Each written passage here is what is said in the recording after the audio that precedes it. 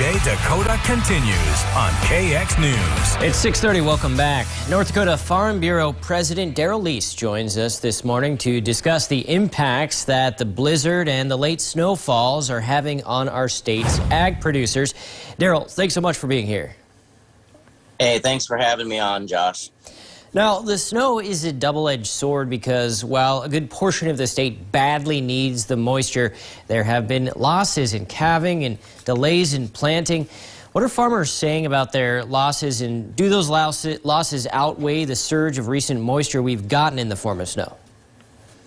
Well, and time will ultimately tell, Josh, but in the short term for some of them, it's probably not going to offset it. Long term, if this storm proves to be what, some of the older generation tells us is that drought buster type of a storm, then in the long term, I think it will. But, the short term, dealing with some of the losses that we're seeing out here, especially by the ranchers, calves, and even some reports I'm hearing of some cow losses, that just the amount of wind that this snow is driven by, burying some of those animals, especially in western North Dakota. They're in the heart of their calving right now. And as far as grain production, the moisture was much needed in western North Dakota. A little bit of planting had taken place probably in the southwest, not a whole lot of planting. So it depends on how this melts, gets out of the way, and allows for timely planting of crops coming forward. All right, Daryl, you farm hogs, sheep, and cattle in the town of Douglas, which is about 35 miles southwest of Minot, essentially on the McLean County, Ward County line. How did your operation fare during the blizzard and these late snowfalls that we've been getting? It created challenges for us. We were fortunate. We're in between our calving. We had a few early calves. Most of ours won't calve until somewhere around May, beginning of June. So we're okay there. Where we saw our challenges was getting feed, getting bedding to the right places during the storm. We have some finishing cattle that we had to get creative of how we got the feed to them. Snowbanks, as you see right there now in front of our sow pens, and that actually is also the way we get to our finishing cattle. That snowbank was about 8 to 10 feet for about 40, 50 yards. And we're not unique in that, but we're very fortunate in ours that our hogs are under a barn and a confinement system.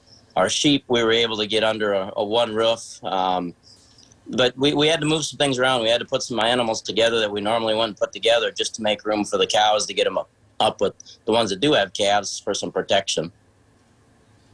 Now, Daryl, we talked earlier and you told me that ranchers, they might not even know the losses they've suffered yet.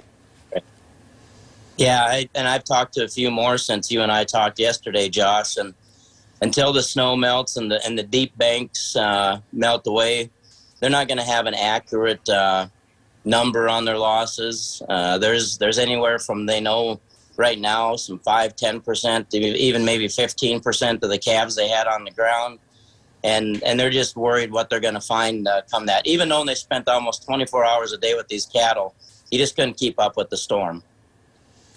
All right, now, Daryl, our farmers and ranchers have already been presented with a unique set of circumstances this year so far.